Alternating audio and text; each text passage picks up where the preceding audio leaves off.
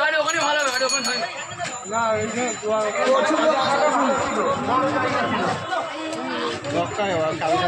এখন গাড়ি নিয়ে যায়নি 1 নম্বর গিয়ারে পুরো এই 58 গেট দিয়ে পুরো ইঞ্জিন আগুন হয়ে আছে। না আগে দাগ বসে গেছে দেখেন